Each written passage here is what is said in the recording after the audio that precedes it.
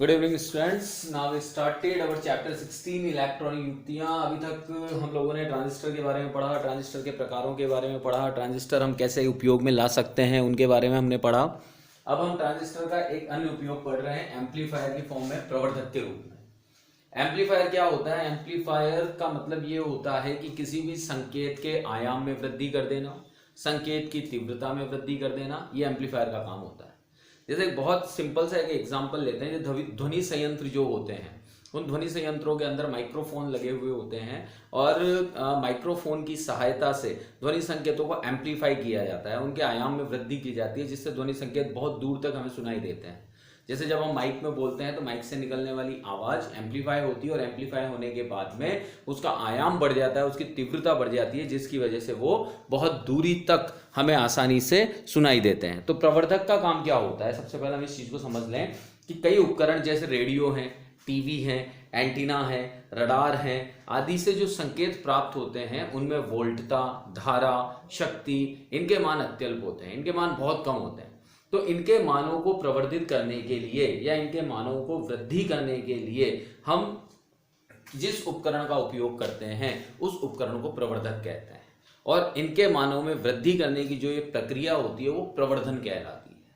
ठीक है, अब यहाँ पर हम ये बात करते हैं कि आउटपुट और इनपुट, यहाँ पर जब प्रवर्धन होगा तो प्रवर्धन के लिए क्या किया जाता है कि यहाँ पर आउटपुट जो मिलेगा वो इनपुट संकेत जो जाएगा उस इनपुट संकेत के आयाम को बढ़ा देगा। आउटपुट में पहुंचकर वो बढ़ जाएगा। जैसे मैंने एक सिंपल सा डायग्राम बनाया है यहाँ पर, जैसे ये मेरा एम्पलीफायर है,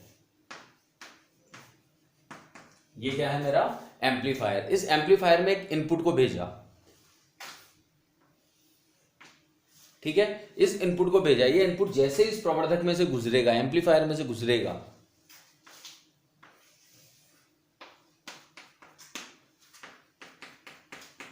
यह आउटपुट आपको मिलेगा। इस आउटपुट में क्या नजर आ रहा है आपको? इसका आयाम बढ़ गया, इसकी तीव्रता बढ़ गई। तो कुल मिलाकर प्रवर्धक का काम क्या है? संकेतों के आयाम में वृद्धि करना, उसके तीव्रता में वृद्धि करना। अब यहां पर हम ये कहते हैं कि आउटपुट और इनपुट का जब हम अनुपात निकालते हैं, यानी आउटपुट संकेतों का और इनपुट संकेतों का हम जो अनुपात निकालते हैं उस अनुपात को हम प्रवर्धन गुणांक या प्रवर्धन लाभ कहते हैं। यानी प्रवर्धन गुणांक या प्रवर्धन लाभ बराबर क्या होता है? Output upon input. तो आउटपुट अपॉन इनपुट क्या कहलाता है आपका? प्रवर्धन गुणांक या प्रवर्धन लाभ कहलाता है। अब जब हम ट्रांजिस्टर की बात करते हैं तो ट्रांजिस्टर क्या है? ट्रांजिस्टर एक त्रि-टर्मिनल युक्ति है। त्रि-टर्मिनल युक्ति को कह रहे हैं हम ट्रांजिस्टर को, क्योंकि इसके अंदर 3 टर्मिनल होते हैं, एमिटर मतलब उत्सर्जक, आधार और संग्राहक, और एक टर्मिनल ऐसा होता है जो इसके अंदर उभयनिष्ठ होता है। तो अब देखते हैं, बनाते हैं। देखो इसके अंदर यहां पर क्या होता है, जो ट्रांजिस्टर का हम शेप लेते हैं। अब थोड़ा सा इंटरनली, हम थोड़ा इंटरनल जा रहे हैं। तो ट्रांजिस्टर में वास्तविकता में होते तो 4 टर्मिनल है, चतुर टर्मिनल युक्ति बोला जाता है ट्रांजिस्टर को। क्या बोलते हैं? चतुर टर्मिनल। अब आप कहेंगे चतुर टर्मिनल कैसे है? हमने तो 3 टर्मिनल ही पढ़े हैं। तो देखिए कैसे होता है कि इसके अंदर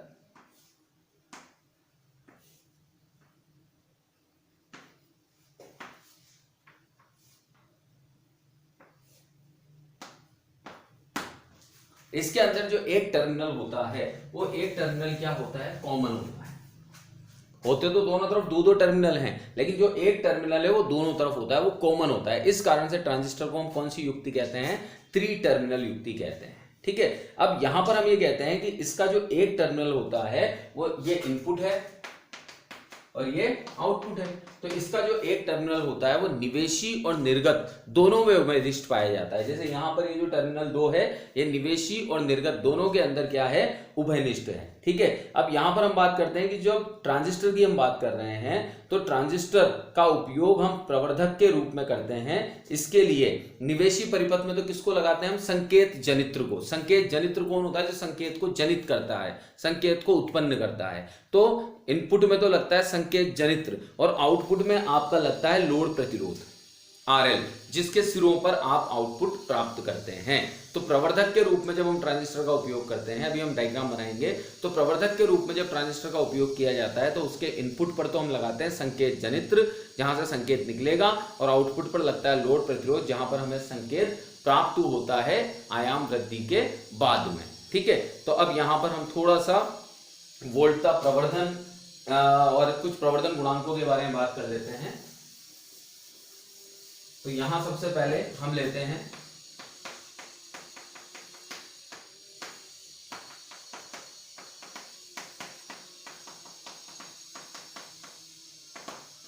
वोल्टता प्रवर्धन या वोल्टता लाभ, और इसे प्रदर्शित करते हैं AV से। AV, ए का मतलब होता है एडवांटेज, ठीक है, और V मतलब वोल्टेज। अब मैंने अभी आपको बताया था कि आउटपुट अपॉन इनपुट ही प्रवर्धन कहलाता है। तो AV बराबर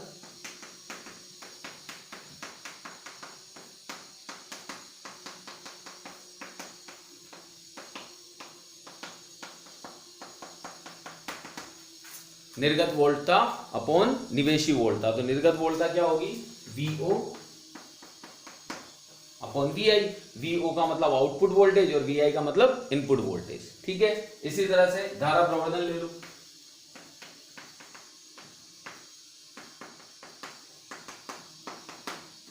तो AI इक्वल्स टू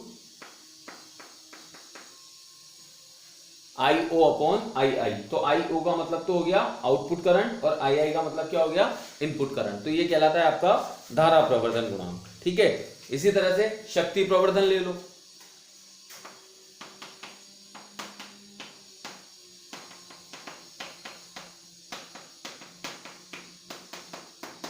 तो शक्ति प्रवर्धन में क्या हो गई, output power upon input power. तो कुल मिलाकर बहुत सिंपल सा कॉन्सेप्ट है कि प्रवर्धक वो होता है जो निवेशी संकेतों के आयाम में उनकी तीव्रता में वृद्धि कर देता है, उसे हम प्रवर्धक कहते हैं। और हम ट्रांजिस्टर को एक प्रवर्धक के रूप में काम में ले सकते हैं। ठीक है, तो हम यहां पर एक उभयनिष्ठ उत्सर्जक परिपथ बनाते हैं। एक उभयनिष्ठ उत्सर्जक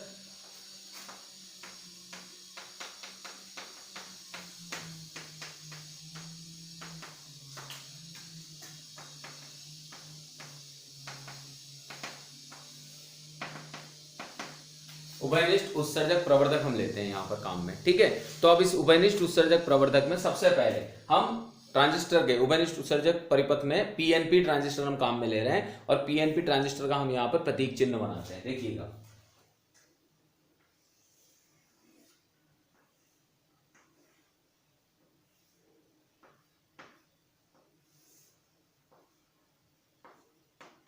देखिए यहां पर रटने की जरूरत नहीं है, डायग्राम समझिए।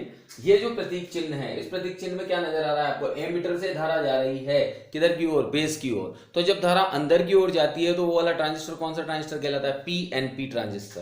तो यहां पर ये धारा अंदर की ओर एंटर हुई, यहां कौन है आपका, बेस। ठीक है, और यहां कौन है आपका, कलेक्टर। यहां पर तो है आपका बेस, यहां पर है आपका कलेक्टर, और ये कौन है आपका, एमीटर। ठीक है, अब इस बेस से कौन जुड़ेगा, मैंने अभी आपको बताया इनपुट में कौन जुड़ता है, संकेत जनित्र, जो संकेतों को डेवलप करता है। तो यहां पर हम एक संकेत जनित्र जोड़ते हैं,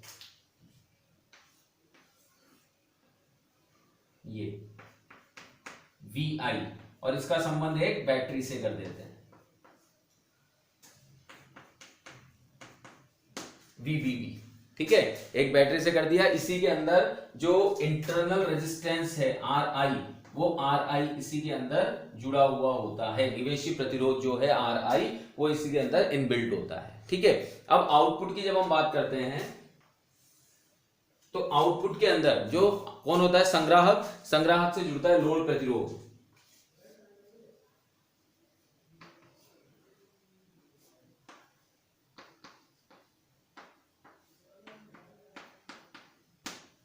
इस लोड प्रतिरोध के सिरों पर हमें क्या मिलता है, आउटपुट वोल्टेज। ठीक है, और यहां पर एक बैटरी कनेक्टेड होती है इससे,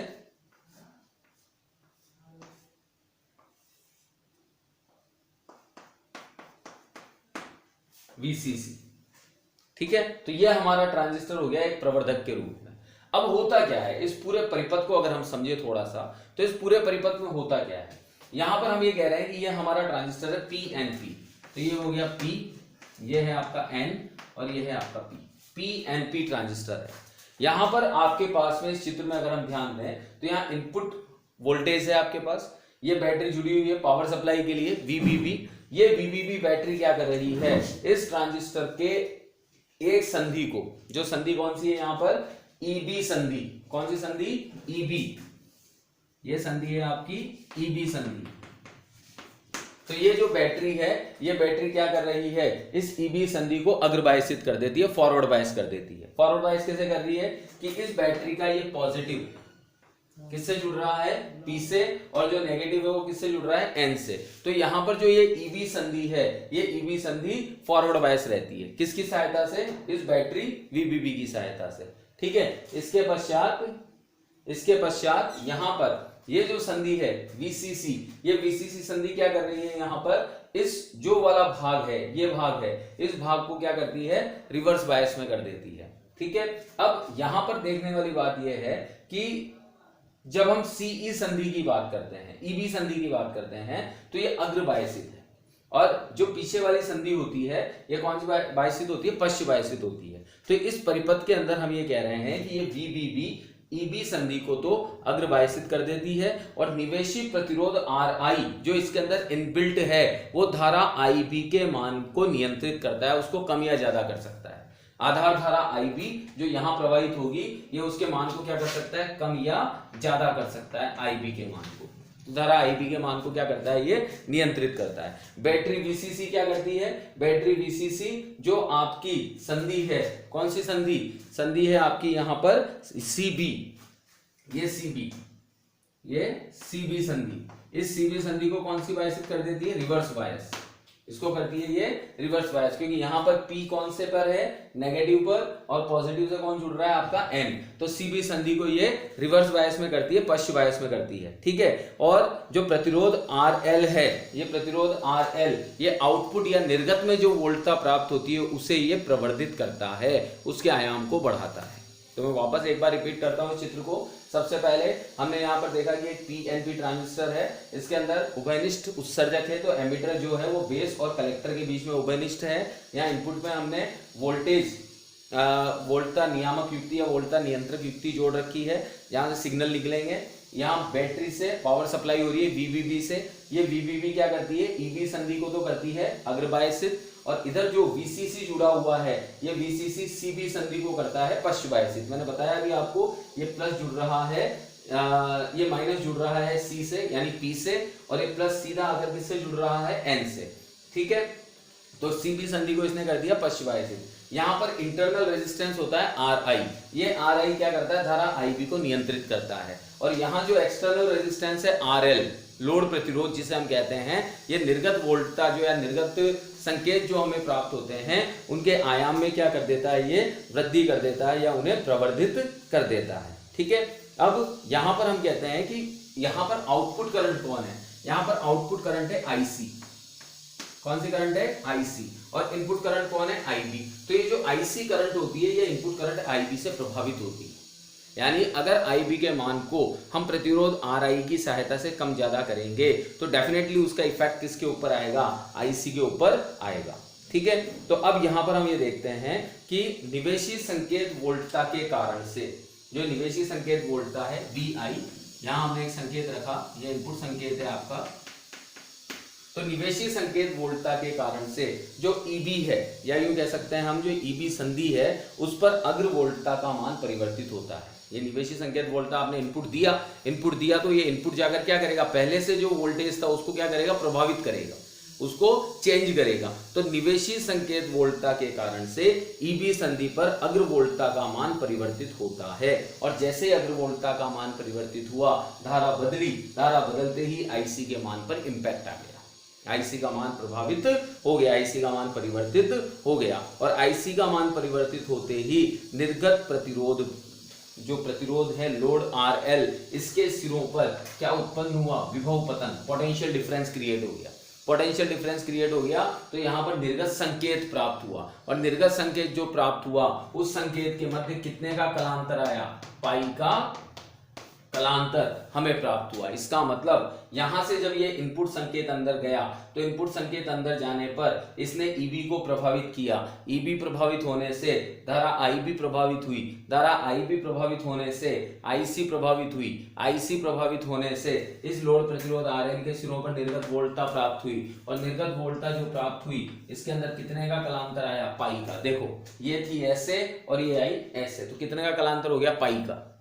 ठीक है, और साथ में ये प्रवर्धित भी हुई, साथ में कैसी हुई, प्रवर्धित, इसका प्रवर्धन हो गया। पाई का मतलब होता है उल्टा, पाई का कलांतर का मतलब होता है एकदम उल्टा हो जाना, अपोजिट हो जाना, तो पाई कलांतर कहलाता है। तो यहाँ पर हमें कौन सा कलांतर प्राप्त हुआ, पाई का कलांतर प्राप्त होता है। ठीक है, अब इसके आधार पर हम प्रवर्धन गुणांकों की बात करते हैं, क्योंकि इसने प्रवर्धित तो कर दिया, सामान्य सी प्रक्रिया है ये। यहाँ पर उभयनिष्ठ उत्सर्जक, यहाँ पर उभयनिष्ठ उत्सर्जक प्रवर्धक है, ये पथनीय है, ये उभयनिष्ठ उत्सर्जक प्रवर्धक है। ठीक है, इसके बाद में अब हम प्रवर्धन की बात करते हैं। तो 3 प्रवर्धन है इसके अंदर, वो देखते हैं हम। सबसे पहले हम ले लेते हैं यहां पर धारा लाभ। तो धारा लाभ क्या होता है, धारा लाभ होता है धारा में आउटपुट करंट और इनपुट करंट। तो किससे रिप्रेजेंट करते हैं हम इसको, बीटा से। तो आउटपुट करंट में परिवर्तन यानी डेल्टा आईसी और इनपुट करंट में परिवर्तन यानी डेल्टा आईबी, परिवर्तन देख रहे हैं हम। ठीक है, तो आउटपुट करंट तो आईसी है और इनपुट करंट आपकी कौन है, आईबी। ठीक, इसी तरह से वोल्टता लाभ देखें हम। तो वोल्टता लाभ जब हम यहां पर लेते हैं तो वोल्टता लाभ होता है AB equals to output voltage upon output current. अब V बराबर आई आर होता है, तो VO बराबर क्या हो गया, डेल्टा आईसी आर एल, प्रतिरोध क्या था वहां पर, RL, और इधर हो गया आपका डेल्टा आईबी आर आई। ठीक है, क्योंकि VR होता है ना, तो यहां पर हो गया V equals to I R होता है, तो डेल्टा आईसी आर एल और डेल्टा आईबी आर आई। ठीक, तो अब इस डेल्टा आईसी डेल्टा आईबी को क्या लिख सकते हैं हम, beta R L upon R I, क्योंकि delta IC upon delta IB की वैल्यू क्या आ रही है आपकी, बीटा। ठीक है, तो beta R L upon R I, और यहां जो R L upon R I है, इस R L upon R I को हम प्रतिरोध लाभ भी कहते हैं। इसको क्या बोलते हैं हम, प्रतिरोध लाभ। ठीक है, इसके बाद में एक और आता है आपका शक्ति लाभ। इसको थोड़ा सा कर लें, क्योंकि इसमें सिर्फ 2 ही लाइन शक्ति लाभ में पहुंची है, 4 लाइन और है, तो इसे नोट डाउन कर लें। मैं दोबारा रिपीट कर रहा हूं, मैं इसको पूरा कर रहा हूं, तो इसे आप आपकी कॉपी में शक्ति लाभ की 4 लाइन और बच रही हैं, नोट डाउन कर लें। वो वीडियो वो आपकी पीडीएफ में पूरी नहीं आ पाई है। तो शक्ति लाभ क्या कहते हैं हम, AP equals to PO upon P I, PO तो पी बराबर वी आई जानते हैं हम, तो वी आई का मतलब VO I C, V I output voltage और आउटपुट करंट, तो वीओ आई सी। तो वीओ आई सी में अब वीओ की वैल्यू क्या है, आई सी आर एल हमने निकाला है अभी, output voltage equals to I C R L, तो ये हो गया आपका I C square R L. ठीक है, इसी तरह से पी आई लेते हैं, तो पी आई इक्वल्स टू क्या हो गया, वी आई आई बी, तो ये हो गया तुम्हारा आई बी स्क्वायर आर आई। ठीक है, तो ये आई बी स्क्वायर आर आई हो गया। अब जब एपी में वैल्यू पुट करोगे तो एपी इक्वल्स क्या हो गया तुम्हारा, I C square I B square R L upon R I. अभी I C square upon I B square क्या बन गया, बीटा स्क्वायर, तो beta square R L upon R I. ठीक है, तो ये यहां से आपका क्या निकल गया, शक्ति लाभ। ठीक है, तो ये इस प्रक्रिया को आप, ये जो 2 स्टेप्स हैं इनको और पूरी कर लें, जिसमें आपका प्रवर्धन गुणांक का शक्ति लाभ भी पूरा हो गया। ठीक है बेटा, ओके, थैंक यू।